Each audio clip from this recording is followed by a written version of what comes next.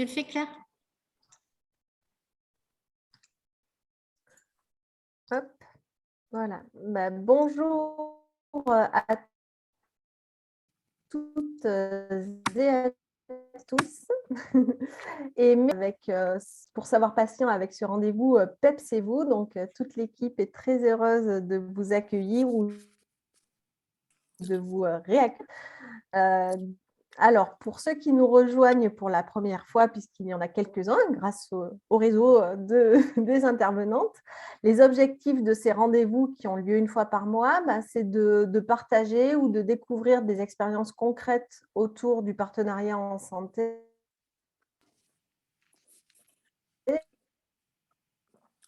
collaboration entre patients et d'élaborer autour de ce sujet-là.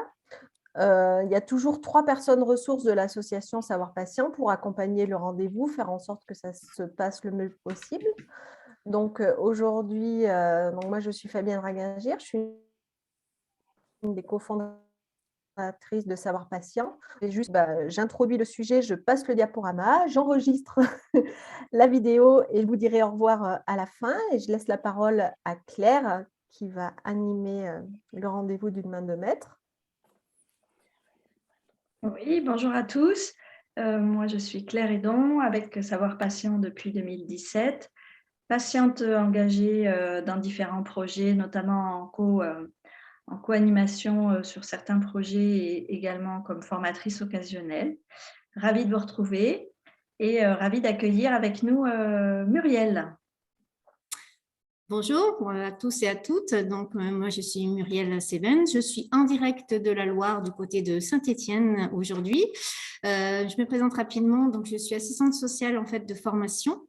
J'ai accompagné dans mon parcours tout d'abord des patients et leurs familles dans un cadre professionnel. Ensuite, j'ai été aidante de 4 proches de ma famille qui ont été concernée par le cancer avant d'être moi-même concernée. De tout ça, j'ai voulu donner un sens. Donc, j'ai fait la formation de l'Université des patients de la Timone à Marseille en validant un CU, un certificat universitaire en éducation thérapeutique du patient, puis un DU, diplôme universitaire de patient expert et maladies chroniques. Et aujourd'hui, je m'intéresse au partenariat en santé dans toutes ses dimensions.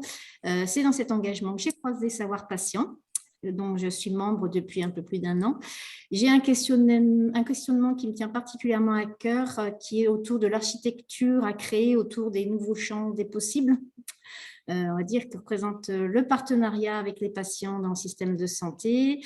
Et j'ai un intérêt tout particulier pour les apports du patient dans le champ de la recherche. Donc, j'ai intégré différents groupes et collectifs de réflexion sur ce sujet et un projet de recherche, notamment en sciences humaines et sociales, financé par le CLARA à Lyon, le cancéropole de la région. Et je m'investis dans une nouvelle formation à l'université Claude Bernard de Lyon sur le partenariat patient et professionnel dans les différentes dimensions du partenariat du système de santé. Voilà. Et je remercie Claire et Fabienne de m'inviter sur ce nouveau rôle qui est une première pour moi. Et voilà, je ferai le meilleur de ce que je pourrais faire. Merci. Ah, parfait. Merci Muriel, on est ravis de t'accueillir dans l'équipe.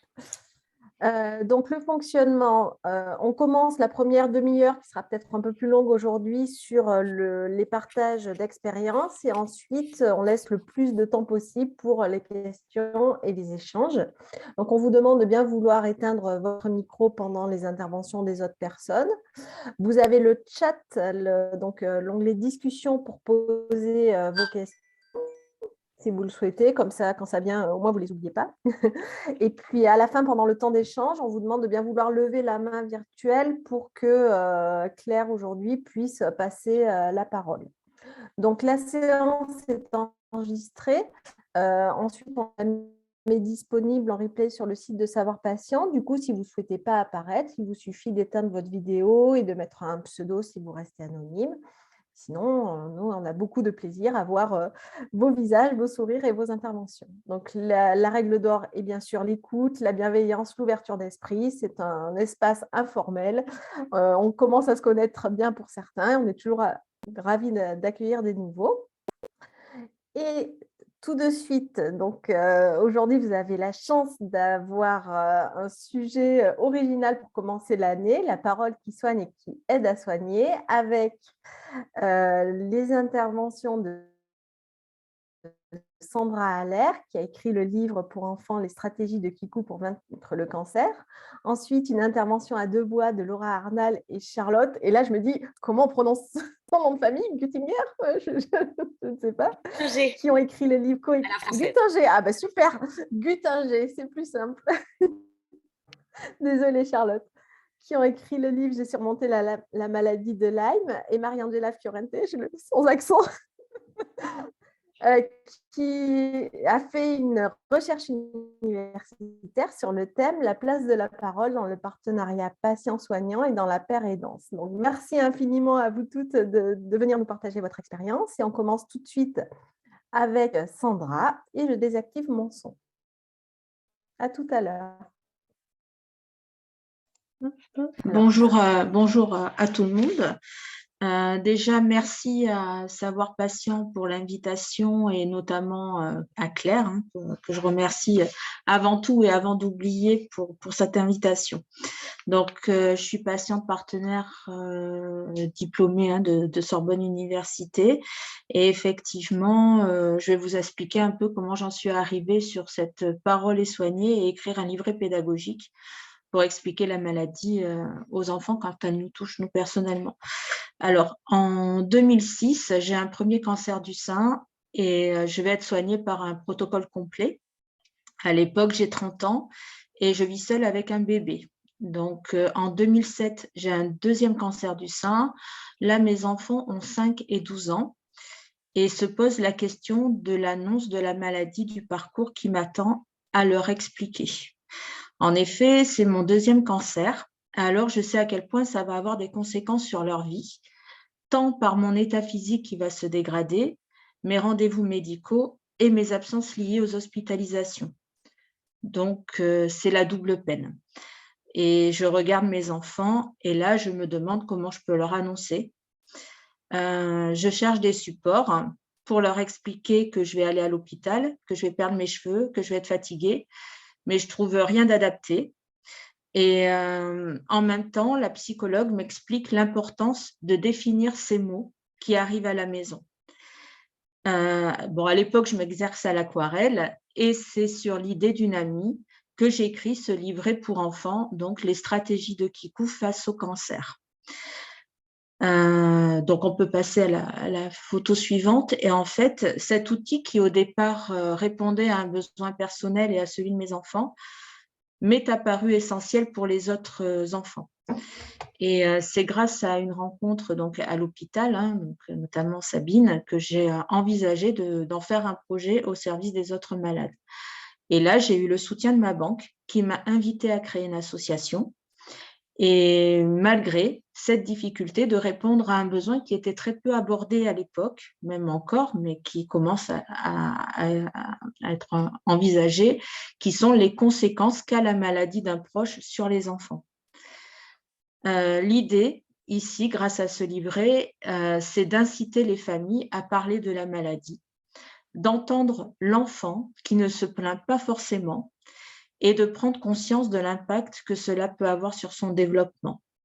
Parce qu'en fait, l'enfant, il entend, il voit, il ressent, mais n'exprime pas forcément son inquiétude et ses interrogations, notamment avec tous ces nouveaux mots qui s'invitent à la maison, ce que Catherine Tourette-Turgis appelle l'alphabétisation médicale, donc vraiment comprendre tous ces nouveaux mots. Et face à cette situation, en tant que parent, justement, comment on trouve ces justes mots? Et pourtant, nous le devons à l'enfant pour lui permettre de se construire en confiance.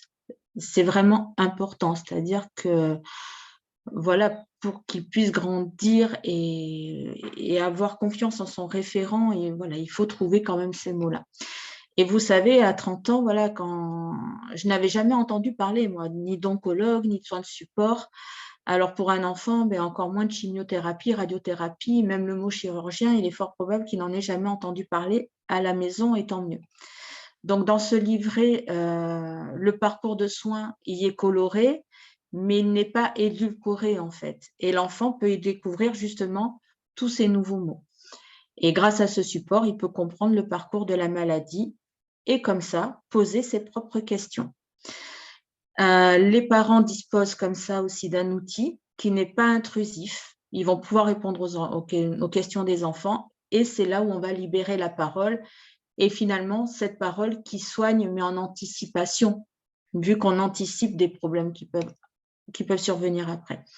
Voilà. Et ce qui est intéressant, c'est qu'aujourd'hui, ce sont les professionnels et les particuliers qui viennent vers l'association pour avoir des exemplaires avec un réel intérêt pour ce sujet. Et aujourd'hui, on a offert 15 000 exemplaires. Et ensuite, voilà, j'ai retracé toute cette histoire, donc toute mon histoire, tout ce récit de vie dans ce livre-là que je vous présente aussi et qui est aussi une manière de soigner. Et voilà, donc c'est ce parcours de soins vécu depuis 15 ans via le prisme d'une patiente et donc qui s'appelle l'optimiste, toujours y croire parce qu'en fait, quoi qu'il se soit passé, j'ai quand même toujours cru en la vie, au projet et au soutien de ma famille, de mes enfants. Donc voilà, j'ai terminé. Merci Sandra. Alors, on aura d'autres questions, c'est sûr, mais pour l'instant, on va simplement enchaîner avec Charlotte et Devoix, donc qui auront un petit peu plus de temps puisqu'elles sont deux à présenter leur action. Merci.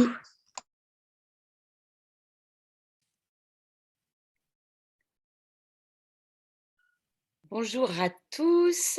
Donc voilà, je vois apparaître sur l'écran Laura. Donc tout va bien, notre duo est réuni.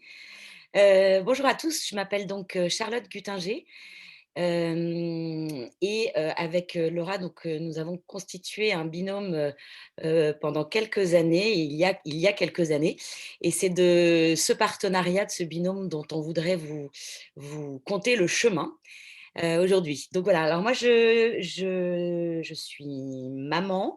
J'ai travaillé dans la communication événementielle pendant plusieurs années, d'abord en publicité et ensuite sur des projets humanitaires. Et c'est cette deuxième partie qui m'a énormément marquée, qui m'a emmenée vers des engagements associatifs sur plusieurs types de sujets en tant que bénévole. Et puis en parallèle de tout ça, je voulais écrire. Avec Laura, j'ai écrit et je compte bien continuer. Voilà pour ma part. Alors pour la mienne, Laura Arnal, je suis coach en santé. J'accompagne des malades qui souffrent de maladies de Lyme et de MVT pour maladies vectorielles à tiques. Je suis co-créatrice du collectif Préface, un mot pour dire patient, ressources, facilitateur Europe. Et je suis étudiante à l'Université des patients à la Sorbonne et normalement à partir de lundi à l'Université de Montréal. Alors, on peut cliquer de plus sur la slide parce que moi j'ai un signe particulier et certains le connaissent très bien, c'est que je suis sûre.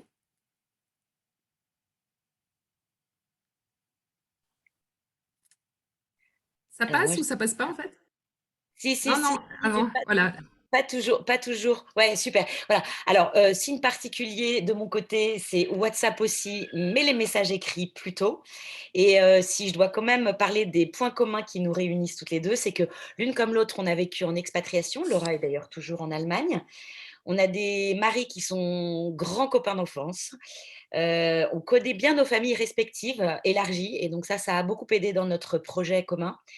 Et ensuite, on est brunes toutes les deux, sauf qu'on est verticalement différentes, une grande, une petite. Alors, le moment où il y a eu une transformation de notre projet, enfin, où l'arrivée vers l'écriture, en fait, c'était lors d'un dîner en famille, entre nos familles. En fait, au fur et à mesure de ma maladie de Lyme, je vivais des expériences parfois choquantes, parfois étonnantes, parfois pleines d'humour. Et c'était un parcours plutôt très dur. Et à ce moment-là, lors de ce dîner, en fait, on m'a posé des questions en disant où est-ce que tu en es, que fais-tu, etc.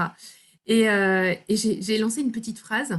J'ai dit, en fait, je leur ai raconté 2-3 trucs et je leur ai dit, vous savez, je devrais en écrire un livre.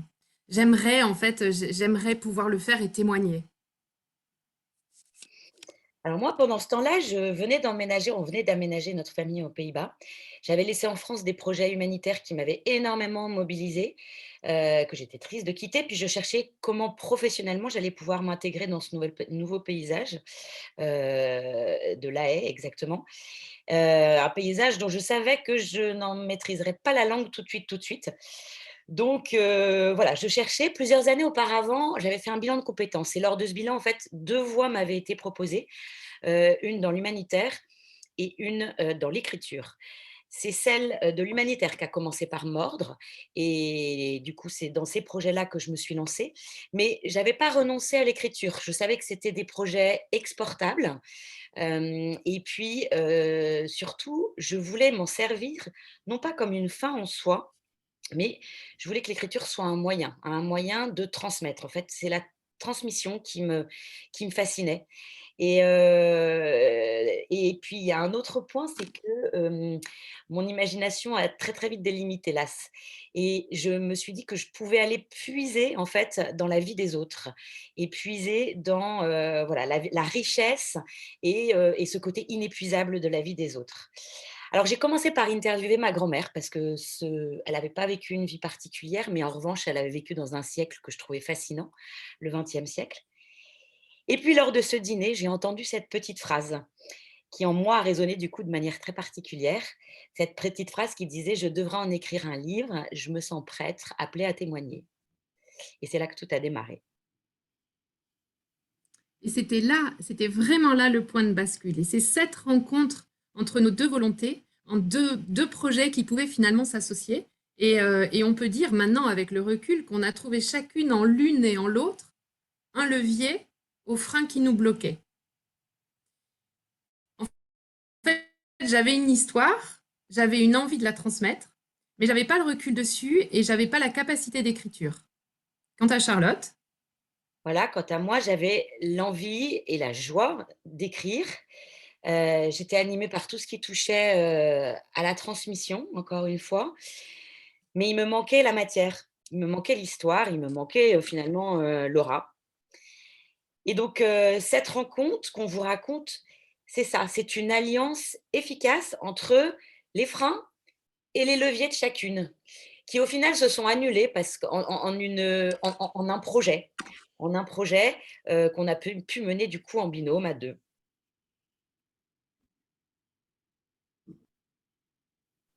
voilà, et ce qui nous freinait finalement l'une et l'autre, eh ben en fait, pour nous lancer, on a trouvé la solution. Et ça, c'est nous. En fait, c'est nous. On était un peu 2 éléphants et on se motivait, on se lançait des défis osés, on arrivait un peu gauche dans un monde qu'on ne connaissait pas du tout. On peut dire qu'on est un peu 2 éléphants dans un magasin de porcelaine, on tâtonnait, on a mis les pieds dans le plat et si on passe à la slide suivante, on voit en fait en petit arrêt sur image en fait que parfois une donnait de l'impulsion à l'autre, l'autre à l'une. Parfois on n'était pas d'accord ou d'accord, on s'observait, on s'écoutait et on se respectait. On peut passer à la slide suivante. Voilà, donc notre projet, au final, ça a été un partenariat dans plusieurs domaines et puis ça nous a menés vers des partenariats dans plusieurs domaines.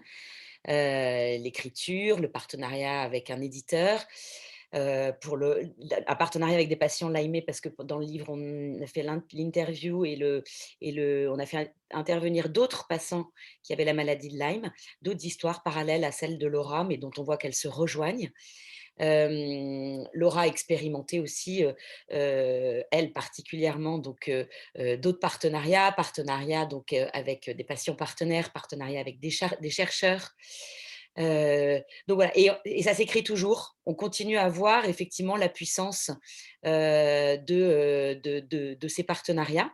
Je vous laisse passer peut-être à la slide suivante, où on voulait vous présenter en fait, pour illustrer tout ça, le cadencement. Parce que c'est vrai que c'est toujours bien de voir concrètement. Il y a beaucoup de gens qui ont envie, effectivement, pourquoi pas, d'écrire leur histoire. Bon, comment ça marche, nous, comment on l'a vécu, c'est pas une seule est forcément représentative, mais certaines personnes pourront peut-être se retrouver là-dedans. Il y a l'alliance, voilà, en juin 2017 pour nous, l'alliance, les freins, les leviers qui s'annulent et bingo, on y va. On s'aperçoit qu'on est complémentaires et qu'à deux, on peut se lancer dans ce projet. On n'habite pas au même endroit, ça c'est la précision. Elle habite à l'époque, enfin elle habite toujours l'Allemagne, Laura, moi j'habitais à l'époque les Pays-Bas. Et bien qu'à cela ne tienne, ce sera un livre 2.0.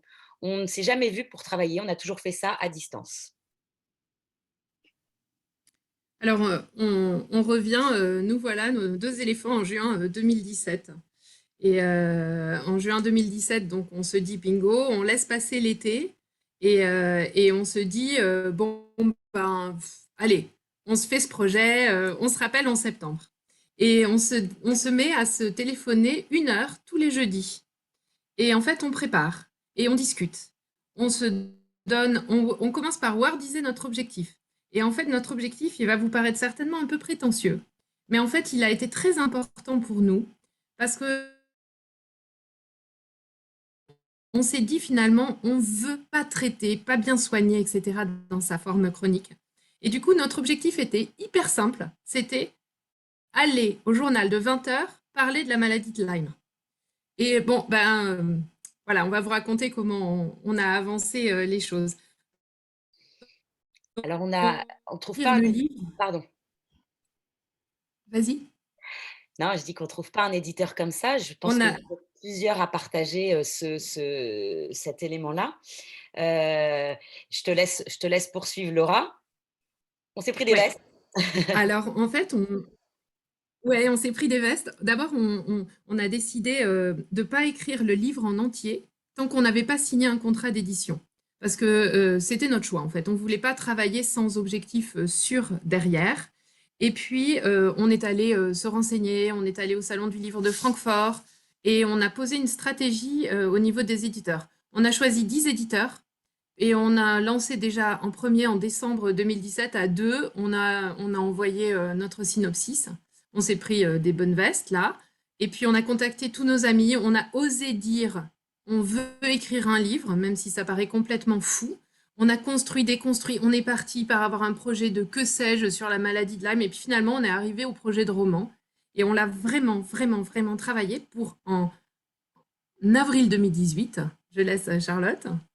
Alors, on a fait une deuxième salle en fait d'envoi à des éditeurs qu'on avait encore plus ciblés parce que finalement c'est en tombant qu'on apprend à marcher et là effectivement on a 2 éditeurs qui ont mordu et on s'est retrouvés devant un choix à faire. On pensait pas que ce serait possible. Et voilà, donc beaucoup de rendez-vous, surtout pour Laura, pour aller vendre le projet qui n'était qu'à l'état à ce moment-là, et c'était volontaire, de quelques chapitres et un synopsis assez avancé sur le projet, sur le livre. Et voilà, quelques mois ont passé et nous nous retrouvons là où vous voyez la petite bougie, là en juin, parce qu'effectivement, jour de mon anniversaire, banco, un éditeur, Odile Jacob, nous dit « Yes, on part ensemble ». Vous imaginez la joie, la taille du cadeau? Voilà, après il faut écrire parce que trouver un éditeur, c'est génial, mais en général, ils vous fixent un objectif. L'objectif, il était 5 mois plus tard. Il fallait avoir rendu un projet de 240 pages environ. Et donc, ça a été un drôle d'été, mais il faut à la fois, donc avec du vertige, pas mal de vertige, mais à la fois un été absolument enthousiasmant d'avoir ce projet devant nous. Et puis, on savait que c'était la chance de notre vie, donc on y est allé à fond. À fond, à fond. Notre travail, il fonctionnait de la manière suivante. C'est pour ça qu'on l'emmenait toujours avec nous. Laura, donc on avait dessiné en fait les chapitres le squelette de notre livre. On savait exactement ce qu'on allait mettre à tel endroit. Laura, elle me racontait son histoire sous forme de capsules WhatsApp que j'écoutais. Je les écoutais partout. Je partais sur mon vélo, j'avais mes écouteurs, j'écoutais Laura. Et puis quand je revenais chez moi, je le réécoutais d'une manière beaucoup plus, beaucoup plus concentrée. Je transcrivais sur des notes et ensuite j'essayais d'en faire un chapitre que j'envoyais souvent le cœur un peu tremblant à Laura en espérant que elle se reconnaîtrait toujours. Et voilà comment on a avancé pas à pas jusqu'à ce qu'il faille donner ce manuscrit définitif à Odile Jacob. Et alors là, après l'été, Charlotte vous raconte qu'elle écoutait partout, mais moi j'enregistrais partout. J'étais dans ma voiture, chez le médecin, je prenais même des photos de la salle d'attente du médecin en lui disant regarde, c'était comme ça. J'étais fébrile partout et dès que j'avais une info, je sortais de ma douche, je lui enregistrais parce que je voulais vraiment qu'elle entre dans ma vie là-dedans. Et en fait, elle m'envoyait ce chapitre. Pour Charlotte, c'était un stress et pour moi, c'était une émotion. Et ensuite, on se renvoyait les chapitres environ entre 12 et 18 ou 19 fois. Et à la fin, on avait un chapitre terminé et on passait au suivant et on se disait, il est bon celui-là. C'est exactement ce qu'on voulait. Et donc, en fait, on avait vu avec Odile Jacob, parce qu'on était quand même des petits éléphants, hein, et on leur avait dit, nous, ça nous plairait bien de vous envoyer quand même en septembre un truc et en novembre, parce que ça nous mettait un peu des, des milestones, et puis ça leur permettait de nous faire un retour. Et en fait, ils nous disaient, non, non, c'est bon, c'est un tourne-page, enfin, ça nous plaît, continuez. On était motivés. Bon, il a fallu rendre le 15 janvier ou le 14 janvier, je ne sais plus, un lundi matin. On a rendu le dimanche soir à 23h55. Et je me rappelle de ce moment-là où en fait, je me suis posée, j'étais devant mon PC et j'ai eu un moment en me disant, c'était ça que je voulais faire, c'était ça que Charlotte certainement aussi voulait faire. Et alors une joie, vous ne pouvez pas imaginer, que j'essaie de vous transmettre aujourd'hui. Voilà, et pour conclure, c'est surtout pour appuyer sur le fait que, voilà, sans notre duo, sans cette rencontre, sans ce partenariat, on ne sait pas très bien où est-ce qu'on en serait de ce projet qui bouillonnait un petit peu en nous. Voilà, rien de nos freins respectifs ne l'a été de manière définitive. J'avais l'image dans la tête du frein ABS là qu'on a dans les voitures. À l'époque, on ne parlait que de ça. Enfin, à une certaine époque, on parlait que de ça. Voilà, rien n'a été un frein irréversible. Il a suffi pour ça qu'on se rend compte, et c'est comme ça que tout a trouvé sa solution. Et justement, on s'est rencontrés pour la première fois, pour travailler pour la première fois en vrai, un mois avant la sortie du livre chez Odile Jacob. Et ça nous faisait tout drôle parce qu'on se voyait en fait pour travailler. Donc c'était vraiment. Et après, il y a eu le lancement du livre et puis des tas de. On a eu pas mal d'articles et on continue à avoir heureusement de la communication dessus. Mais bon, on n'est pas encore. Alors on a fait des émissions de télé. Alors je regrette une chose, c'est que souvent, ils m'appellent plus moi en tant que témoin pour témoigner. Mais c'est pour ça que je suis particulièrement touchée qu'on puisse le faire à deux voix aujourd'hui avec Charlotte. C'est quelque chose qui me tient vraiment à cœur. Et bon, ben, on est allé, on est allé dans 3 émissions de télé, etc. Mais on n'est pas allé encore au journal de France 2. Voilà, c'était pour terminer ce témoignage. Voilà, une expérience qui nous a mené à une évidence que le partenariat, voilà, ça a été notre force, et a priori, c'est notre objectif aussi pour poursuivre nos projets pour la suite. Voilà, merci pour votre attention. Merci beaucoup. Merci Charlotte, merci Laura pour cette présentation colorée et très joyeuse. Et on écoute à présent Maria-Angela. Oui, bonjour à tous. Donc, ravie d'être là aujourd'hui avec vous. Merci pour l'invitation. Donc, moi, je suis Maria-Angela. Donc, mon expérience est, moi, je suis italienne, donc j'habite à Bruxelles. Et donc, ma vie a changé en 2016 quand j'ai eu un lymphome. Si on peut juste aller dans, voilà, merci. Quand j'ai eu un lymphome, donc un cancer du sein, aujourd'hui en rémission, heureusement. Donc, c'est après la maladie que je souhaitais découvrir un petit peu comment la recherche en oncologie se faisait, comment elle impliquait les patients. C'était un besoin cognitif. Et donc, à partir de cette époque-là, je me suis engagée comme patient partenaire toujours bénévole dans la recherche en oncologie. Et après, j'ai senti le besoin d'aider les autres patients et j'ai fondé l'association Action Lymphome Wallonie-Bruxelles, qui est la première association francophone pour les patients atteints de lymphome. Et dans le souci, donc, dans l'idée de mieux accompagner les patients, et de légitimer mon parcours de patiente, je me suis diplômée au diplôme partenariat patient soignant de la faculté de médecine de Montpellier. Je suis donc, entre-temps, j'ai aménagé à Montpellier, je suis revenue ici à Bruxelles et je suis en cours sur les patients experts pour me permettre d'agir comme patiente experte au niveau belge, mais aussi au niveau européen.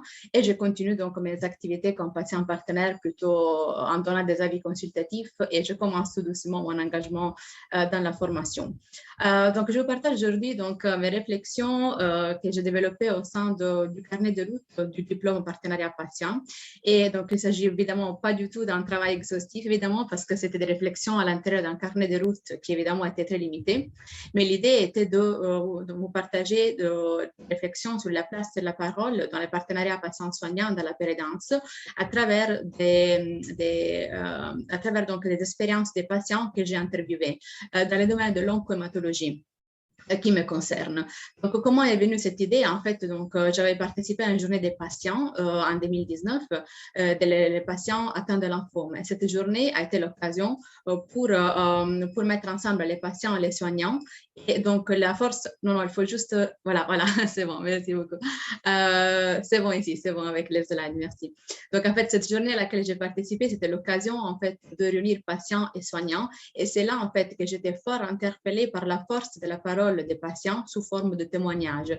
Cette force de la parole des patients a fait que donc les soignants se sont aussi certaines fois questionnés sur leur pratique de soins, elles ont mieux compris en fait le vécu des patients, et cette force de la parole des patients nous a amené en fait à créer l'association dont je suis fondatrice ici à Bruxelles, donc Action Lymphome Bruxelles.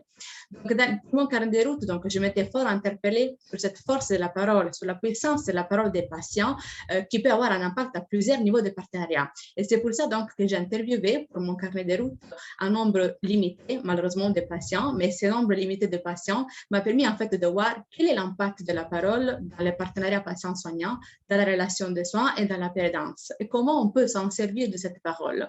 Donc, avec cette verbatim, par exemple, on peut tout de suite voir ce qu'un patient en fait exprime avec sa parole. Il a dit, il a été tout de suite honnête en parlant de son hématologue. C'est ça qui m'a permis d'avoir un cadre assez confiant dès le début. Ça signifie en fait que si le soignant s'exprime bien de façon claire et transparente, il peut contribuer donc à créer un cadre confiant, un cadre de sécurité dans lequel le patient se sent à l'aise. Si on peut voir la slide suivante, s'il vous plaît. Donc, voilà, merci. Donc, en fait, le patient, un autre patient, par exemple, avec sa parole, exprimé donc un besoin, un vécu émotionnel. Il avait dit en parlant de son soignant, j'étais presque en pleurs, j'ai écrit à mon médecin pour lui expliquer la situation. Il m'a tout de suite appelé et soutenu dans cette démarche. Donc ici, en fait, ces verbatim montrent bien que la parole d'un patient peut aussi être expression non seulement d'un besoin, non seulement d'un besoin lié forcément à un traitement, mais à un besoin donc d'un vécu émotionnel. Donc, il était en pleurs, il a exprimé sa situation familiale. Et le médecin ici a eu donc l'élan de créer un espace pour accueillir la parole du patient et l'a tout de suite appelé. Donc, en fait, tout ça montre un peu ce dialogue entre patient et soignant, c'est un dialogue en fait qui s'est construit à deux parce que ce sont les deux acteurs de la relation de soins qui contribuent donc à créer ce type de dialogue et qui contribuent donc à créer la nature du dialogue. On peut aller à la slide suivante, s'il vous plaît. Donc, du coup, la parole du patient peut être expression d'un besoin, expression d'un vécu, expression aussi des émotions. Mais on peut voir aussi avec la slide suivante quel est en fait l'impact de la parole d'un médecin sur un patient. Donc, un patient dit, comme il était transparent, en se référant évidemment à son médecin, et très honnête, ça m'a boosté en quelque sorte, ça m'a mis dans une vision très positive et très optimiste. Donc, avec ce verbatim, on comprend très bien que si le médecin est transparent et honnête, il parle clair, il parle aussi avec un langage clair, il peut donc contribuer à créer un cadre confiant. Il peut aussi certaines fois même motiver le patient à avoir une vision optimiste et donc à affronter la maladie d'une façon optimiste, même s'il s'agit d'un cancer. Du coup, la parole du médecin, si elle est authentique, elle peut être créatrice de confiance. Elle peut être porteur d'espoir, évidemment, s'il y a des bonnes chances de guérison, bien entendu. Elle peut aussi donc soutenir certaines fois le patient dans sa démarche, dans la façon dont il fait face à la maladie. Mais donc, dans ces verbatim, dans les interviews donc, avec les patients pour mon carnet de route, j'ai remarqué qu'il y avait un aspect en fait, qui entrait en jeu et qui pouvait même avoir un impact sur la nature de ces dialogues. Et c'est la temporalité, c'était le kairos du patient. C'était le moment où le patient se trouve. En fait, la temporalité représentait d'une fois un frein, certaines fois représentait aussi un levier pour donc, créer ce dialogue. Un patient effectivement dit, maintenant je suis dans un autre stade du contrôle, avec que mes consultations sont plus tranquilles. En anglais, c'est plus tranquille. Donc en fait, ça m'a fort interpellée parce que j'ai compris que dans l'oncomatologie, à travers l'expérience que j'ai vécue et à travers les interviews, quand on est dans l'état d'urgence, on est presque obligé en fait d'affronter des sujets qui sont purement liés au côté médical. Alors que quand le patient, donc son état de santé s'améliore, c'est comme si les soignants et les patients arrivent à mieux accueillir et percevoir la parole de l'autre et donc à créer donc un autre dialogue. Le dialogue change, c'est un dialogue donc en fait en évolution et c'est comme si les patients se sentent même plus légitimes à affirmer sa parole parce que d'un côté son état de santé s'améliore et de l'autre côté, il commence aussi à devenir même plus maître donc, de sa vie avec la maladie. Il commence à devenir plus expert de sa vie avec la maladie. Du coup, en fait, c'est une relation qui se construit à deux. C'est un dialogue, en fait, qui se construit à deux où la parole prend la place dans une relation en constante évolution. Donc, pour moi, il s'agit en fait d'une question de réglage, d'harmonisation. Mais je me suis posé la question, en fait, de comment harmoniser cette relation entre patient et soignant. Souvent, malheureusement, la consultation n'est pas suffisante pour créer un espace où la parole du patient se libère véritablement, où le patient peut exprimer son vécu de la vie avec la maladie. D'où l'importance donc, de créer un espace où il y a des échanges entre patients dans une communauté, par exemple, comme les associations des patients. Et c'est pour ça que j'ai voulu analyser la place de la parole aussi dans la pédance et dans l'ETP, parce que j'ai voulu, donc, grâce à mon diplôme, expérimenter donc, comment la parole, en fait, quel est l'impact de la parole et comment on s'en sert de la parole dans deux ateliers d'ETP, un atelier sur le photolangage et un sur l'écriture. Donc, en fait, j'ai remarqué qu'il y avait un véritable lien entre la parole utilisée dans les groupes de parole que j'animais et la parole utilisée dans les deux ateliers que j'ai expérimentés. J'ai remarqué, en fait, qu'il y avait un lien, dans le sens que la parole, en fait, libérée et partagée entre pairs, contribuait à briser l'isolement, à verbaliser un ressenti, à apaiser, à motiver les patients et aussi à les aider à mieux s'orienter avec la maladie parce qu'ils se donnaient en fait des conseils entre eux. J'ai remarqué une petite différence que dans le groupe de parole, la parole était plutôt orientée vers le conseil, dans le sens que les patients en fait se conseillent parce qu'ils voient dans l'autre patient qu'il a vécu une expérience similaire. Donc, du coup, ils commencent à se conseiller. Par contre, dans l'atelier de TP, que ce soit à travers le photolangage ou à travers l'écriture, donc que ce soit à travers l'oral, la parole exprimée et libérée à l'oral ou la parole exprimée et libérée à travers l'écriture, la parole était en fait un outil pour passer à l'action, que ce soit à travers l'écriture, à travers donc l'outil de l'image, les patients en fait arrivaient à utiliser ces jeux. Et ces jeux le contribuaient donc à agir. En fait, en utilisant le jeu à travers l'écriture ou à travers le photolangage, le patient mettait des mots sur son vécu, des mots sur son ressenti. Et donc, du coup, il passait à l'action. Il commence à devenir un peu plus acteur donc, de sa vie, même si le nous est toujours présent parce qu'en fait, il s'agit de vécus qui sont communs. Donc, voilà, du coup, donc, j'ai constaté qu'il y avait donc ce lien entre la parole libérée et partagée, que ce soit dans les TP que dans les groupes de parole. Si on passe à la slide suivante, s'il vous plaît. Donc, ce que j'ai remarqué, en fait, c'est que aussi bien donc, dans le groupe de parole que dans l'ETP, dans la péridance, dans la relation de soins, il fallait en fait être attentif à ne pas être trop absorbé par la parole de l'autre. J'avais remarqué en fait qu'entre patients, il y a certaines fois la tendance en fait quand on écoute un autre patient à être absorbé par les émotions de l'autre. Donc du coup, j'ai remarqué qu'il fallait vraiment faire attention à ne pas être absorbé par les émotions de l'autre. Donc, j'ai parlé en fait d'un effet poreux de la parole. Pour éviter d'être absorbé par les émotions de l'autre, même dans la relation de soins, donc il est souhaitable d'avoir une approche empathique et bienveillante. Donc, du coup, en fait, en conclusion, je dirais que pour moi, la parole, aussi bien dans la relation de soins que dans la péridance, moi, elle joue un peu un rôle d'une boussole. Donc, dans la relation de soins, en fait, la parole du médecin aide en fait les patients à mieux s'orienter dans son projet thérapeutique. Alors que c'est aussi en même temps les patients qui en fait donnent les clés aux soignants pour créer cette base de la relation patient-soignant. Mais c'est une relation en fait qui se construit à deux, même à trois, parce qu'il y a aussi l'entourage.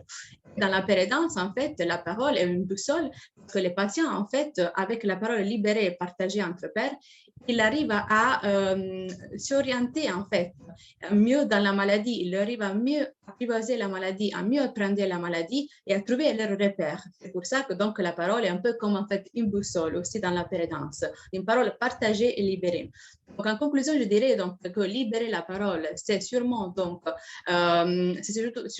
positif parce que libérer la parole, ça peut avoir donc un effet thérapeutique. De toute façon, la parole soigne. Ça peut être aussi un levier de résilience parce que la parole libérée non seulement aide les patients à mieux s'exprimer, donc à mieux mettre des mots sur leur vécu, mais aussi la parole des médecins, si elle est libérée, elle peut aussi donc rendre la relation patient-soignant plus agréable. La parole, en fait, des patients aussi, c'est une parole donc libérée et partagée, même avoir un impact sur la pratique des soins, parce que le témoignage d'un patient peut avoir un impact si fort qu'ils peuvent certaines fois même questionner la pratique des soins. Donc, du coup, les soignants peuvent aussi, en fait, améliorer leur consultation grâce à la parole libérée donc, des patients. Donc, du coup, la parole est de quelque façon, pour moi, un levier de résilience, aussi bien pour les patients que pour les soignants.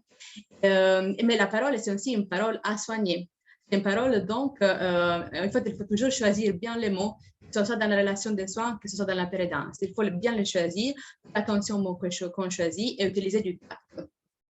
Donc, moi, en fait, je conclurai en disant que j'encourage vraiment la libération de la parole, que ce soit entre pairs, que ce soit entre soignants, donc la libération de la parole et la création des espaces où les soignants et les patients peuvent libérer leur parole parce que ça ne peut que renforcer l'alliance thérapeutique, fortifier les liens entre pairs, mais surtout pour moi, ça aide à placer l'humain au cœur de la relation patient-soignant. Voilà. Merci beaucoup. Merci Maria-Angela. Et alors, ça nous fait un tremplin magnifique pour enchaîner, puisqu'on a écouté nos 4 intervenantes. C'est maintenant à vous et à nous ensemble de libérer nos paroles respectives. Est-ce que, Muriel, y a-t-il des questions par le chat? Je ne crois pas. Alors, des questions, non, des réactions de félicitations à nos différents intervenantes et dans leur exposé. Moi, j'aurais peut-être une question, je ne sais pas si je peux du coup lancer le bal, notamment d'abord à Sandra. On a entendu qu'il y avait eu 15 000 exemplaires du livre donc, de distribués et j'aurais voulu savoir si, Sandra, tu avais eu des retours des personnes qui avaient offert ce livre et des retours sur la réaction des enfants et comment, du coup, ces patientes avaient investi ton ouvrage. Alors, c'est vrai que j'ai eu pas mal, alors forcément, j'ai des retours, alors que ce soit des parents, des enfants, des psychologues, des médecins, enfin, j'ai des retours assez divers et variés. Et alors après, il y a de beaux retours. Voilà, c'est vrai que les hôpitaux souvent me remercient énormément parce que c'est un outil pour les professionnels aussi de santé. Et à l'époque, j'ai fait un petit onglet avec un peu les questions des enfants.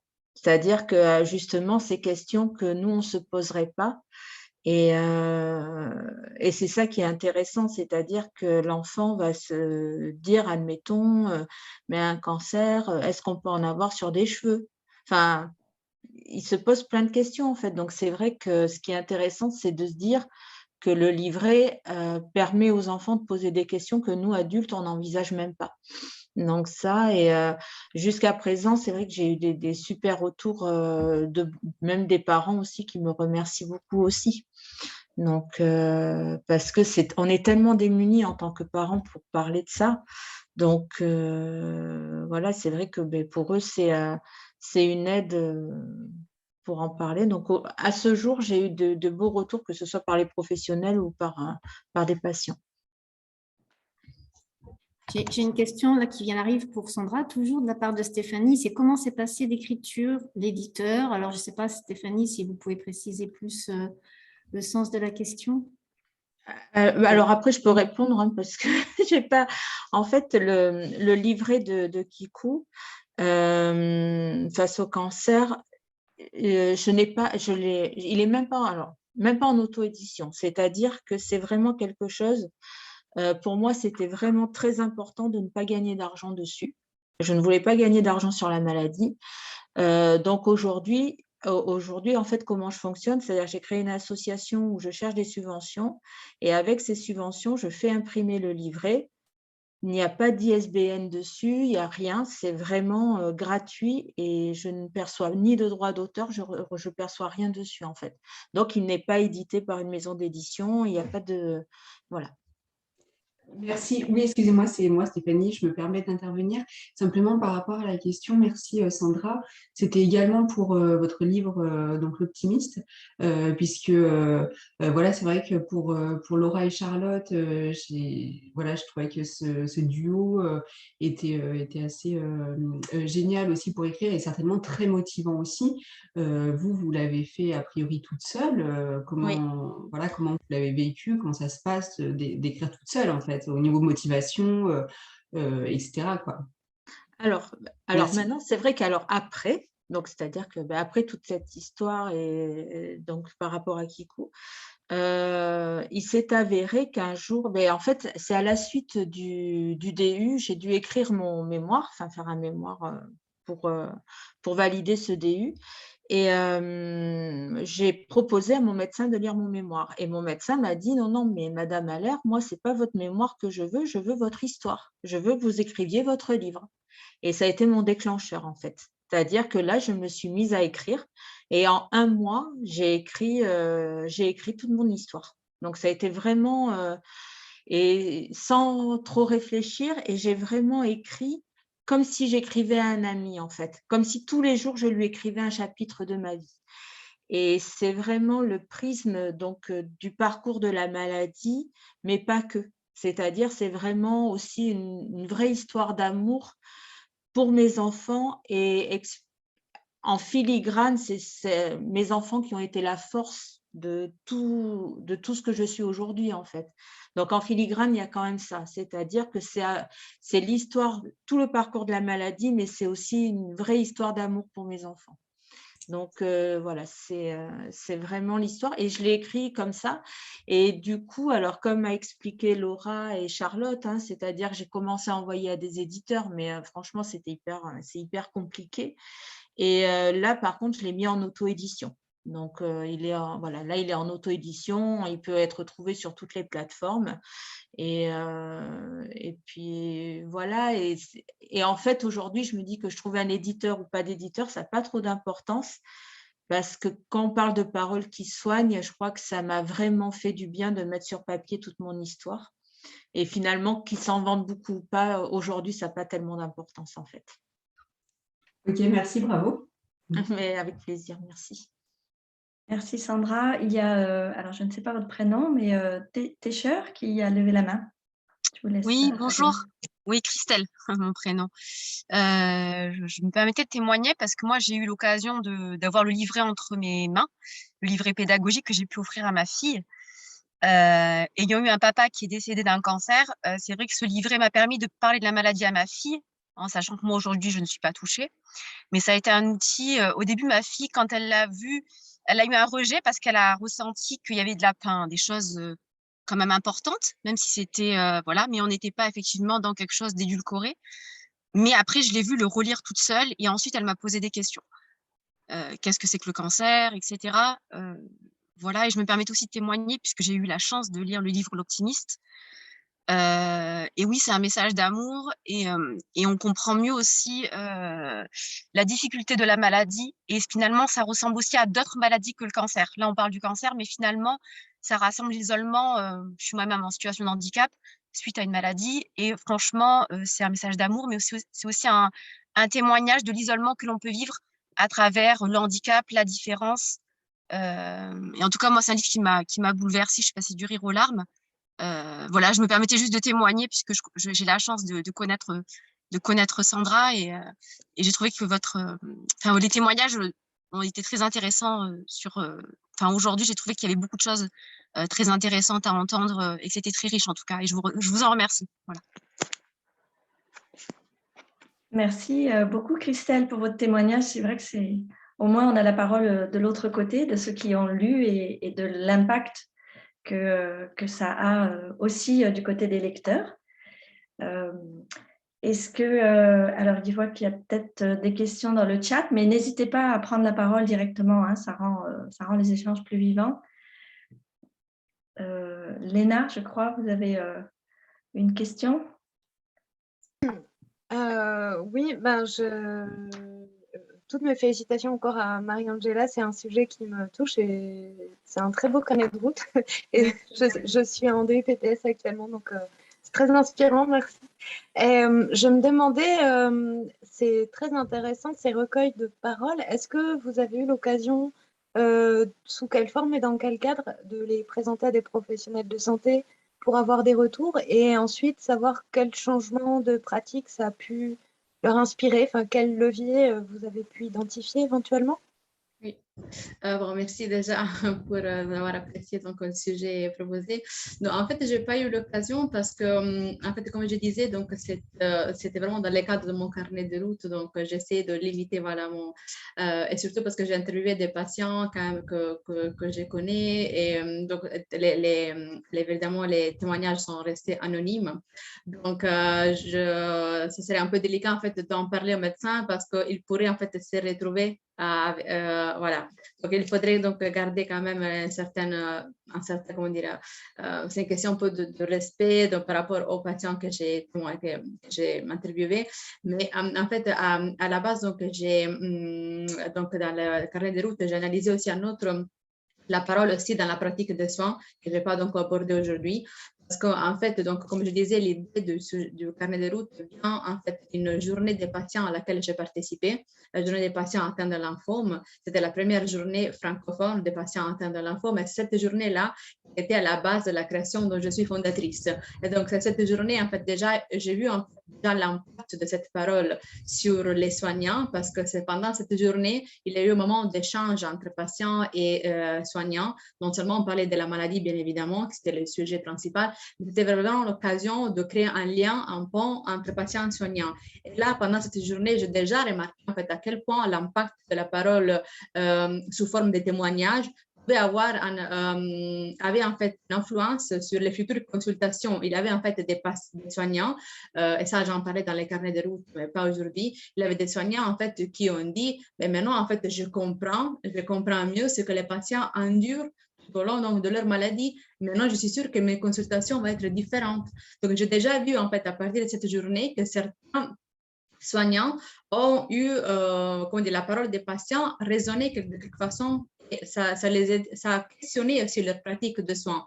Donc, en fait, j'ai vu pendant cette journée-là que déjà la parole libérée et exprimée, et c'est le fait en fait de créer ces liens directs entre patients et soignants permettait en fait de deux côtés d'avoir un effet positif, que ce soit entre patients, parce que ça nous a en fait réunis et ça nous a permis d'avoir qu'il avait des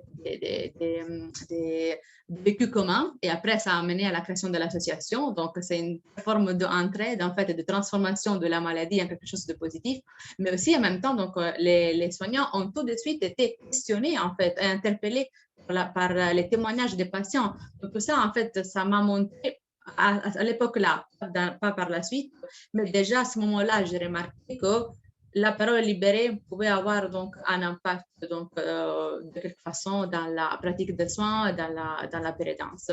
Après, donc, vous posez l'autre question, levier identifié pour des changements. Ben, en fait, c'est qu'on prône encore toujours avec mon association, mais donc, en général, ce qu'on conseille aux patients de l'association, c'est aussi vraiment d'essayer de trouver un cadre, un espace pour libérer cette parole. Malheureusement, on sait très bien que les consultations ont un temps limité, mais donc, en fait, l'idée, c'est vraiment de créer donc, des journées et des moments où même les soignants peuvent aussi exprimer, parce qu'on a toujours la tendance en fait, à dire que c'est la faute des soignants. je comprends, c'est vrai que ce sont eux les premiers qui doivent créer cette espace de parole, de partage, c'est vrai, mais de l'autre côté, ils ont aussi des contraintes. Donc, en fait, il faudrait se mettre, je pense, à la place de deux côtés, de deux acteurs qui entrent en jeu dans la relation de soins et comprendre, en fait, qu'il y a la volonté à la base de deux côtés de mieux se comprendre. C'est juste qu'il n'y a pas, en fait, des moments qui sont créés exprès pour ça. En fait, le rôle, je pense, d'une association des patients qui aide, qui essaye un peu de créer ces liens. Donc, je ne sais pas si j'ai répondu à la question. Merci, Marie-Angela. Moi, je voulais rebondir justement sur ce pouvoir, ou en tout cas cette force que peut donner le fait de se mettre en écriture. Et je voudrais retourner la question à Laura et à savoir comment est-ce que le fait d'avoir écrit a pu avoir un impact sur ce que toi, tu vivais à ce moment-là au niveau de ta pathologie. Est-ce que c'était quelque chose qui t'a... Qu'est-ce que ça a permis? Et également dans ton lien ensuite avec tes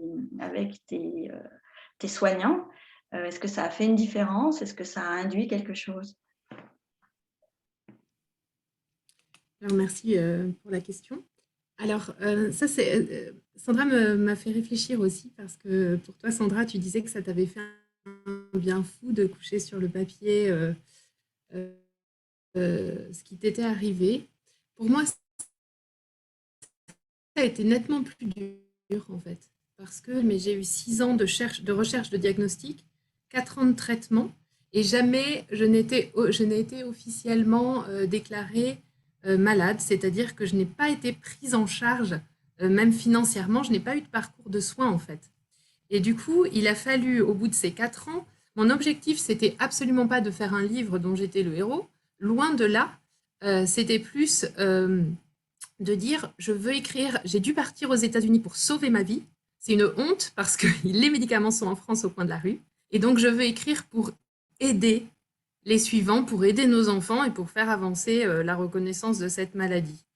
Donc le vécu pour moi a été dur parce que ça a été un retour en arrière, et pendant que j'écrivais, j'avais qu'une trouille, c'était de rechuter, d'aller plus mal, parce que j'essayais de porter un message en disant, regardez les cocos, c'est terrible cette maladie, mais on peut s'en sortir, on peut aller mieux. Donc ça, pour moi, ça n'a pas été une thérapie, l'écriture. Ça a été... Et alors, une chose qu'on peut ajouter avec Charlotte, c'est-à-dire que, pareil, au début, on voulait en faire un que sais-je pour aider les gens, en fait, en expliquant, voilà comment ça se passe, t'auras ça, t'auras ça.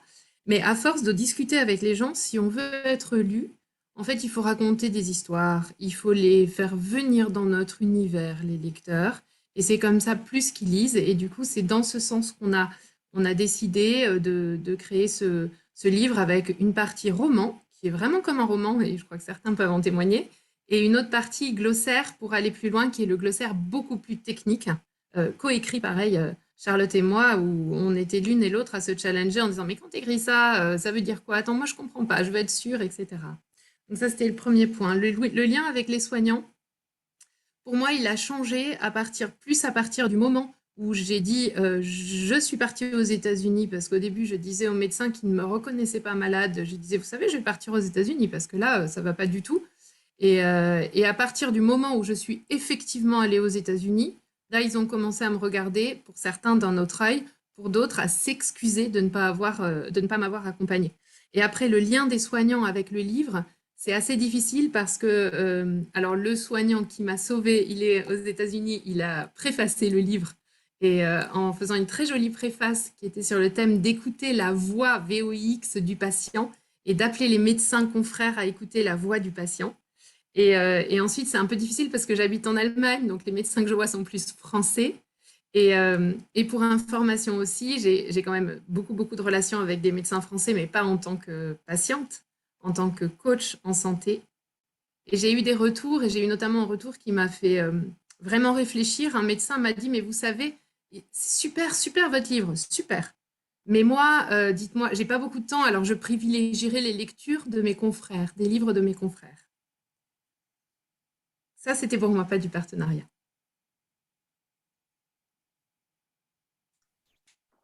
Merci Laura pour ce complément d'information sur ce parcours en lui-même, hein, je trouve que c'est très intéressant qu'on ait vos deux regards à Sandra et à toi, parce qu'ils sont vraiment différents dans l'approche. C'est donc très complémentaire. Est-ce que d'autres personnes ont envie de réagir ou de poser des questions? Qu'est-ce que ça vous inspire?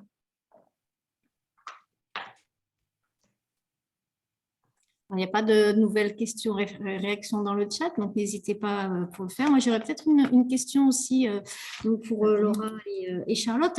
Est-ce que vous envisagez de faire un tome 2 dans lequel vous raconteriez ce que vous venez de nous raconter et qui finalement est vraiment une motivation pour faire la même chose, qu'il y ait des émulations comme ça et d'autres expériences comme la vôtre, et ça pourrait faire l'objet d'un tome 2.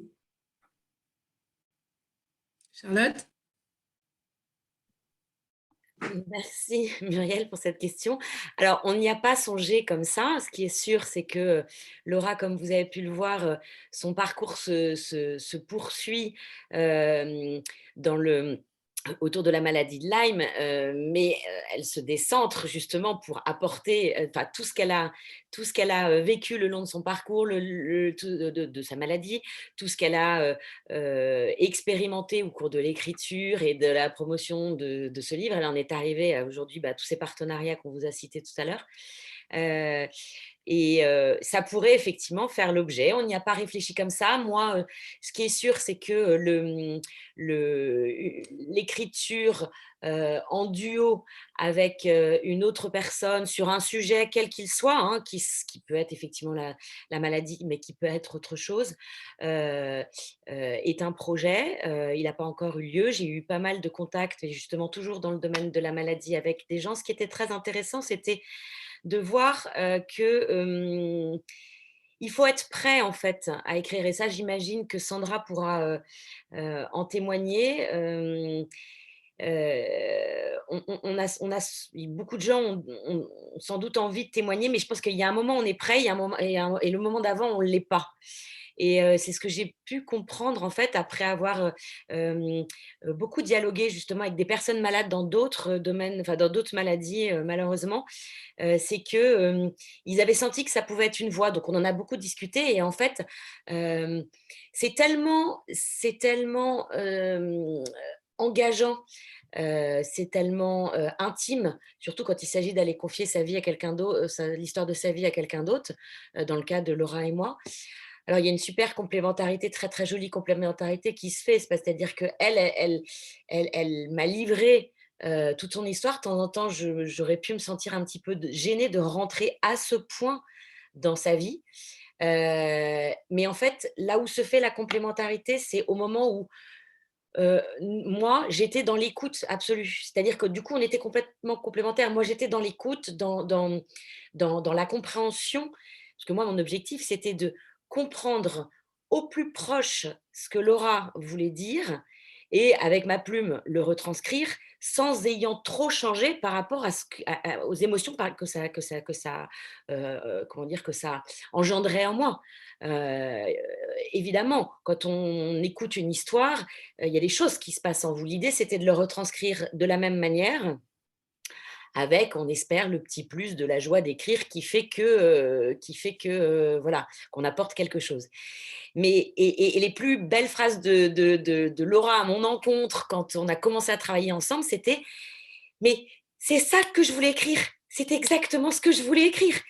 Et c'est là que je me disais ouf, parce qu'en fait, c'était le but. Et c'était le côté le plus intéressant de notre aventure, en fait. C'était de ne pas transformer, d'être dans le juste. Et donc, voilà, pour revenir sur ce que je disais, donc, elle se livrait, moi, j'écoutais, et c'était là que se faisait, en fait, la rencontre. Moi, j'étais un verre vide qui avait besoin d'être rempli, et c'était elle qui le remplissait.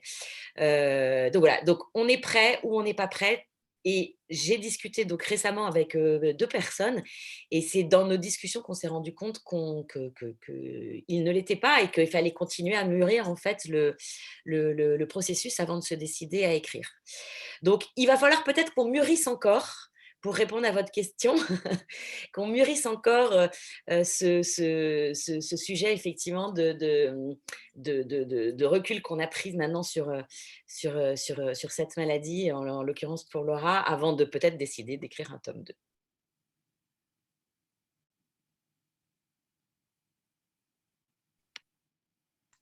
Merci Charlotte et Laura. Merci. Est-ce que Sandra, tu veux dire quelque chose? Parce que je suis dans la confidence, mais je crois qu'il y a d'autres projets pour toi aussi. Oui, mais après, je rejoins tout à fait ce qui vient d'être dit.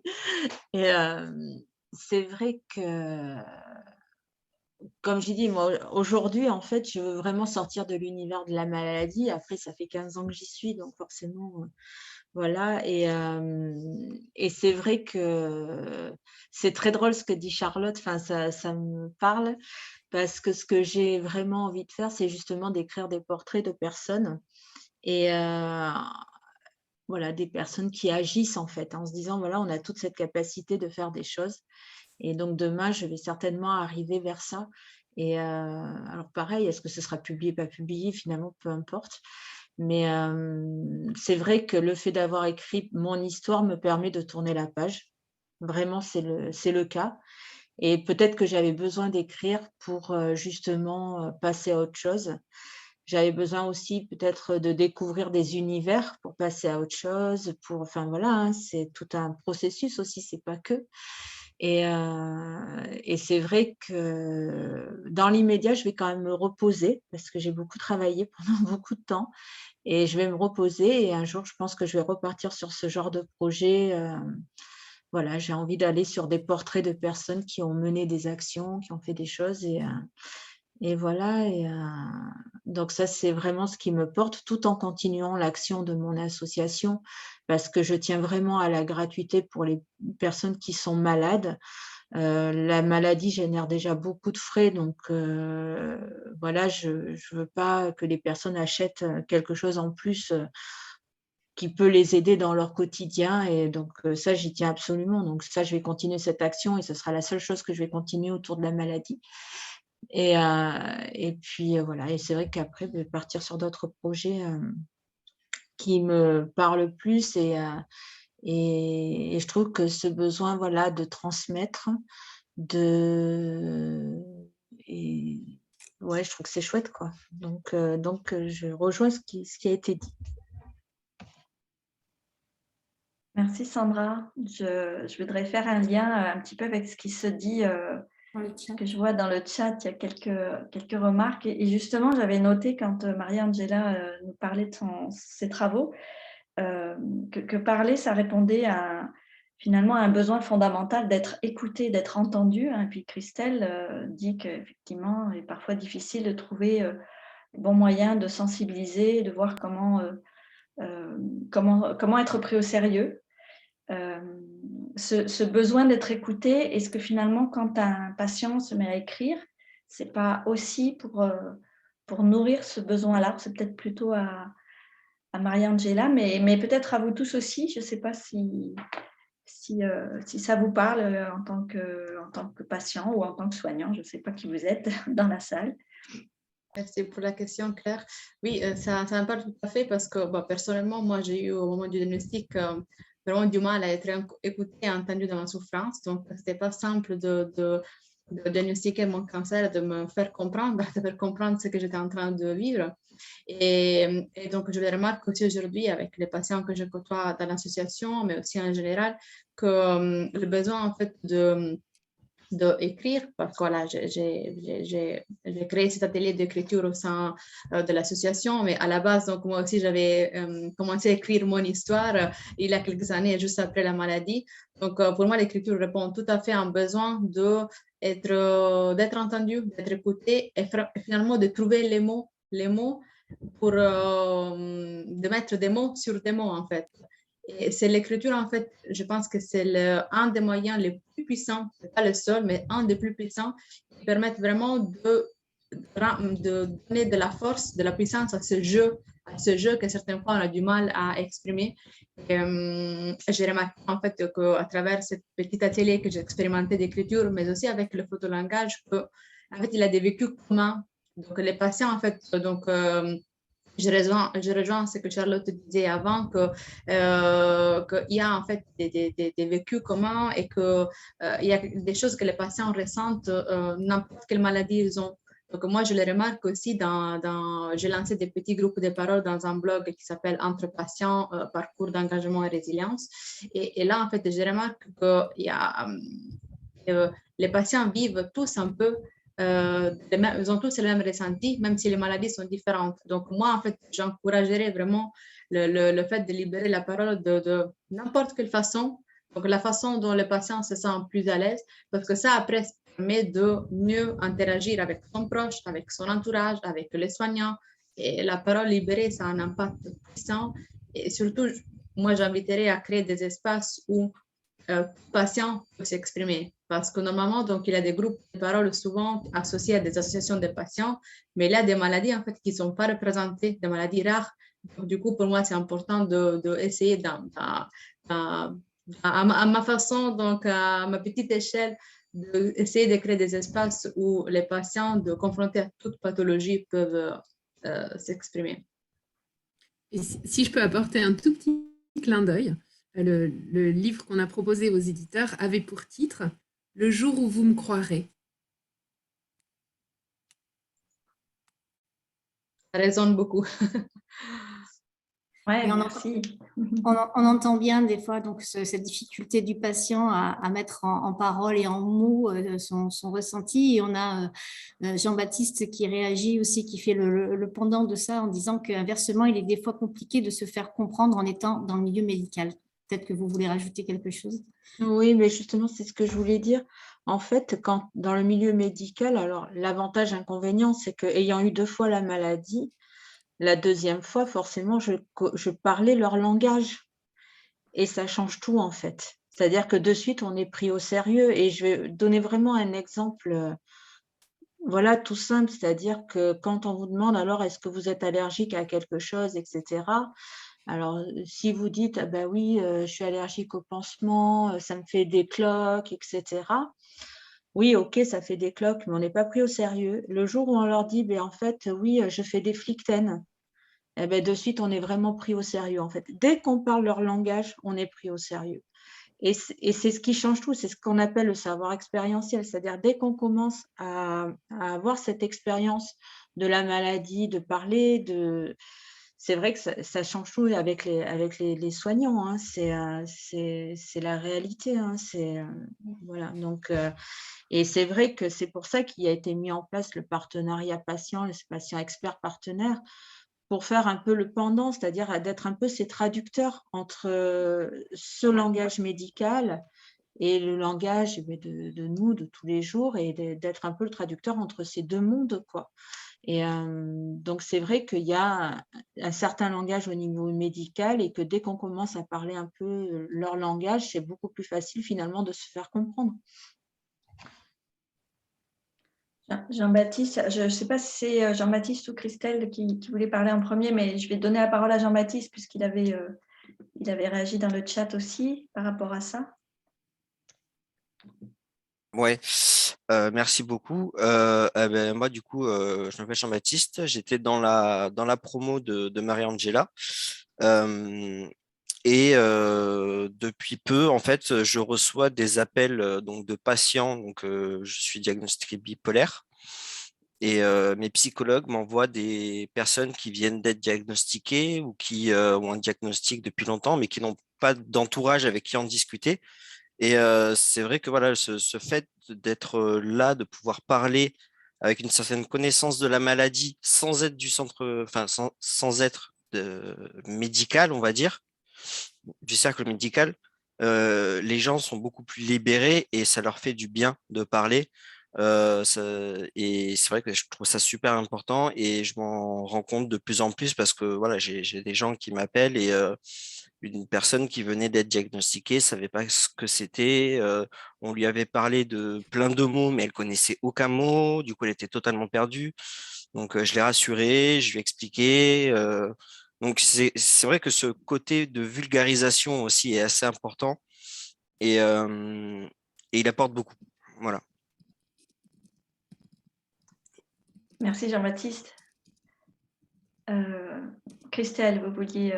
Oh, tu veux dire autre chose, Jean-Baptiste? Pardon, je t'ai interrompu. Non. Bah, après, moi, c'est vrai que le sujet d'aujourd'hui me fait un petit peu écho parce que pour mon mémoire, en fait, moi, c'est pareil, mais sur les jeux de rôle où j'invite les patients à incarner un personnage. Et c'est un jeu de rôle qui est très vaste où je laisse les patients créer leur univers, leur personnage, tout ça. Et donc, du coup, ça peut faire remonter et travailler sur certaines choses qui... C'est un moyen de s'exprimer aussi pour les patients différemment. Voilà. Ok, merci. Christelle, à moins que... Oui, je suis tout à fait d'accord avec le témoignage de Jean-Baptiste qui est très juste. Moi, j'ai une maladie aussi qui est considérée comme un handicap invisible.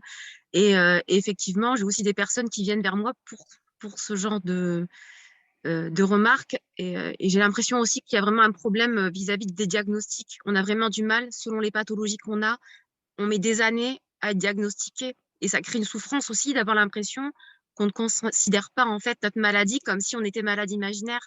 Et quand on se rend compte qu'on ne l'est pas et qu'on arrive à mettre un mot et à trouver après des solutions, puisque quand on arrive à comprendre la pathologie, on peut trouver des solutions, on retrouve aussi espoir. Et les patients partenaires, je pense, sont vraiment très, très importants parce qu'on se sent compris d'avoir un patient partenaire qui a vécu effectivement la pathologie. Et je pense que c'est effectivement vulgarisé, et je voulais juste en revenir à ça, vulgariser à travers l'art, que ce soit la musique, le théâtre, le rire. Je pense que moi, c'est mon domaine plutôt artistique et j'essaie d'exprimer aussi ça. Et moi, l'art-thérapie m'a soignée. Aujourd'hui, je n'ai plus de traitement médical. Donc, il y a aussi des choses à travers l'art, l'expression du corps, la danse ou autre, où on peut aussi trouver des solutions pour un mieux-être à tous les niveaux. Voilà.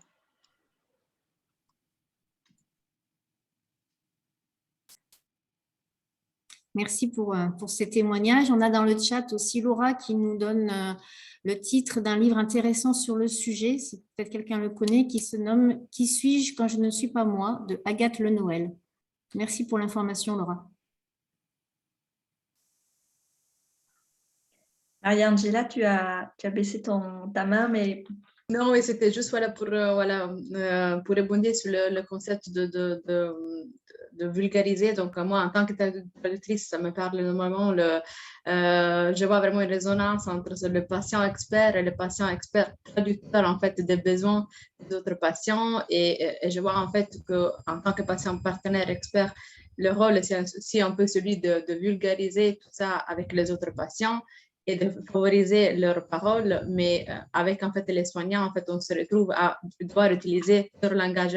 Du coup, c'est comme si on est divisé donc en deux, on a cette double posture en tant que patient expert. D'un côté, il faut vulgariser, favoriser donc l'expression simple en fait des émotions et vulgariser vraiment le langage médical avec les autres patients, tout en sachant qu'on n'est pas des soignants, mais on a juste un savoir expérientiel de notre vécu avec la maladie, mais on n'est pas des professionnels de santé. Et de l'autre côté, avec les soignants, on se retrouve à parler presque le même langage. Donc, du coup, cette posture, certaines fois, c'est délicat aussi pour nous en tant que patients experts, parce que quand même, on est quand même toujours encore des patients dans la vie de tous les jours. Donc, il ne faut pas non plus oublier, je pense que dans toute forme de partenariat, on reste toujours des patients.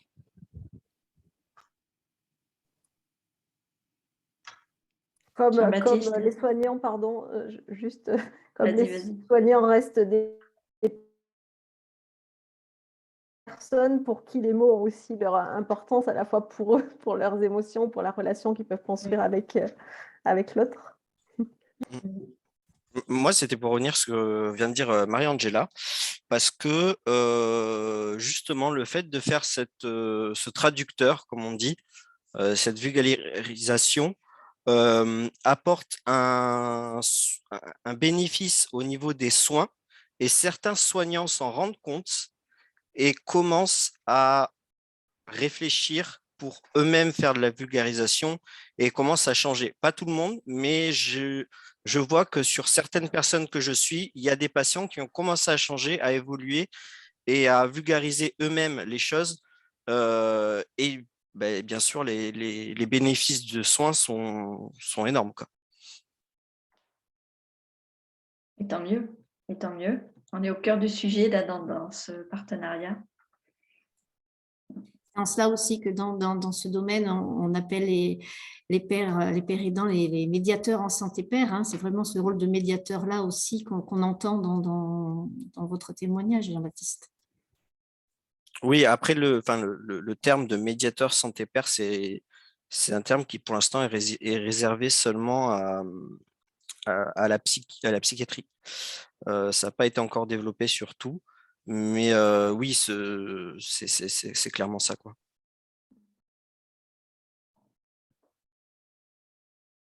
Aujourd'hui, on peut entendre que ce rôle de médiateur, il est effectivement reconnu dans le domaine de la psychiatrie, mais que c'est finalement un rôle que les autres patients, partenaires, experts jouent aussi dans les autres domaines de la santé.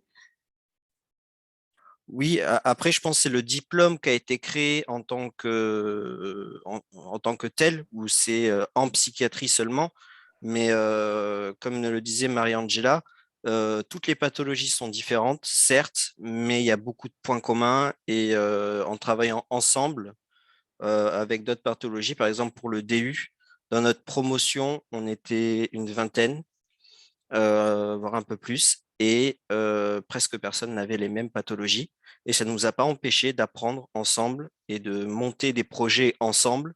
Et à la fin de l'année, ben, il y a des personnes qui maintenant et qui travaillent ensemble, qui ont monté un projet ensemble, qui ont créé des trucs ensemble. Donc, c'est pas la pathologie en fait qui définit la chose, c'est le vécu, on va dire. Complètement d'accord. Le vécu et l'envie de travailler aussi ensemble sur un projet collectif, ça donne souvent des très beaux résultats. Hein. Merci à Laura et Charlotte qui incarnent ce partenariat un peu particulier. Moi, ce que j'avais envie de dire, on arrive dans les dernières minutes de notre échange, et ce que m'a fait un partage de Maria-Angela m'a fait dire que finalement, cette parole qu'on libère, quelle que soit la façon qu'on choisit pour la libérer, que ce soit l'écriture ou l'art, hein, comme disait Christelle, il y a plein de façons. Moi aussi, j'ai bénéficié d'art-thérapie, ça a été un vrai tremplin. Mais la parole libérée va permettre le partenariat, d'abord avec soi-même, c'est-à-dire qu'on se comprend mieux en énonçant et en exprimant ce qui nous traverse, aussi avec ses proches, quand on accepte de le partager, et ultimement avec nos équipes de soins, quand il y a un moment possible, quand il y a un moment de rencontre qui fait des étincelles, et où là, on peut tous ensemble, sans capacité ou sans power, je ne sais pas comment aurait dit Alexandre Berquet s'il était là, où on trouve chacun du pouvoir à aller plus loin et à se réapproprier ce qui nous arrive. Est-ce qu'il y a encore quelques-uns ou quelques-unes qui auraient envie de partager ou ben non, je crois qu'on passe à la conclusion. Fabienne doit nous quitter bientôt, donc elle a hâte d'en finir. Ah oui, non, on avait dit un dernier petit mot de la part de nos 3 intervenantes, de nos 4 intervenantes, pardon, par rapport à l'impact que cette action, que cette mise en écriture leur a permis dans leur quotidien.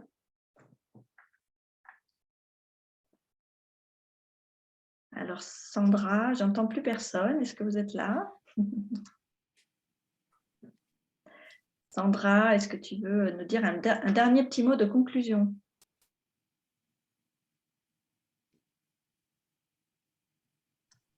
Je vois plus. Il y a Laura. Sandra est là. Alors, Laura, vas-y.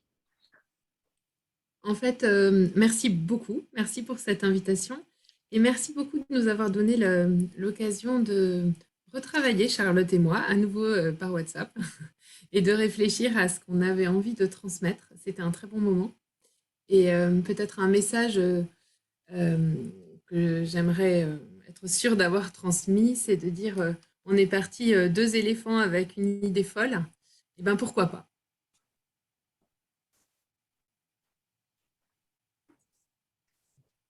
Merci Laura. Est-ce que Charlotte peut nous partager quelque chose aussi?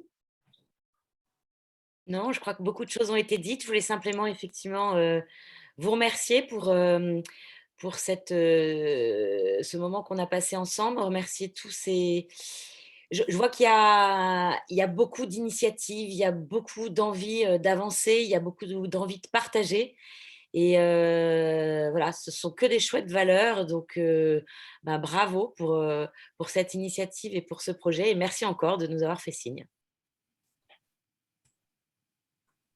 Avec plaisir, grand plaisir. Alors, effectivement, Sandra qui est revenue. Sandra est revenue. Oui. Sandra, l'idée, c'était de nous partager juste un petit mot de conclusion. Oui, alors je suis juste désolée parce que je viens d'avoir un problème de connexion et j'entendais plus rien. Enfin, j'étais complètement... Voilà, donc je suis vraiment désolée. Alors, un petit mot de conclusion. Comme on l'a dit, libérer la parole, c'est important. Et que ce soit par l'écriture, par aller voir quelqu'un, peu importe le moyen finalement. Et donc, en tout cas, c'était un très bel échange. Et je vous remercie pour l'invitation. Voilà. Merci Sandra, merci beaucoup. Je conclurai tout simplement, voilà, tout était dit en disant déjà merci pour l'invitation et j'étais ravie d'avoir écouté les échanges des intervenantes qui m'ont précédé, très très riches. Et voilà, moi je dirais tout simplement, comme je dis avant, il faut vraiment encourager la parole à tout niveau de partenariat parce que c'est vraiment aide à mettre l'humain au cœur de nos relations, même si ce n'est pas simple. Et surtout parce que pour moi, je l'ai remarqué moi-même, c'est un vrai levier de résilience. Donc, voilà. Merci beaucoup à nos intervenantes pour vos partages passionnants et passionnés. Marie-Angela, j'ai été impressionnée par ton débit de parole. On va faire comme certains le font avec Alexandre Berkès, on va regarder le replay en divisant le temps. C'était vraiment super de vous entendre et on sait quoi lire dans les jours à venir. Donc, je trouve que vos interventions ont vraiment permis de montrer la force et le pouvoir des mots et de la parole et aussi un petit peu l'importance du partenariat pour cheminer, pour avancer, pour transmettre, pour prendre soin de soi, pour prendre soin des autres, pour créer des relations uniques aussi dans des relations individuelles de soins. Donc, en synthèse, la parole et les mots pour améliorer la qualité de vie et la qualité de vie au travail de chacun et de tous. Et peut-être un deuxième effet qui se coule, peut-être avec une parole individuelle ou une parole collective, faire évoluer, faire progresser le système de santé. Donc, voilà, moi, je n'ai pas beaucoup participé par manque de connexion, mais ça a évoqué encore plein de réflexions. Merci à Muriel de nous avoir rejoints pour la modération du chat. Merci Claire d'avoir super bien animé. Donc, on va maintenant vous laisser. Vous pouvez nous aider à faire progresser encore ces rendez-vous PEPS et vous pouvez vous inscrire aux prochaines séances. Donc, et vous recevez quelques jours avant le lien de connexion. Donc, comme vous l'avez vu, on a choisi cette année de bloquer un créneau. Ça sera le deuxième vendredi de chaque mois à 13 h pour la pause café, avec toujours une alternance de rendez-vous. On a des trajectoires personnelles qui permettent d'échanger de façon générale autour du partenariat en santé ou des rendez-vous comme aujourd'hui sur des thématiques particulières. Voilà, donc merci, un grand merci à tous ceux qui sont venus aujourd'hui, ceux qui ont participé et on vous dit à bientôt. Surtout, n'hésitez pas à proposer vos contributions pour les prochains rendez-vous. Il reste des places, des temps, des espaces de parole pour échanger. Merci. Merci. Merci Fabienne. Et si vous voulez soutenir l'action de Savoir Patient, vous pouvez aussi adhérer à l'association. Alors, je n'ai pas le lien sous le coude, mais vous le trouverez si vous cherchez bien sur le site. Sur le site de Savoir Patient, pour nous contacter. À bientôt pour un prochain rendez-vous Pepsez-vous. À bientôt, au revoir. Merci beaucoup. Merci beaucoup, merci beaucoup, au revoir. Bien à tous, à toutes.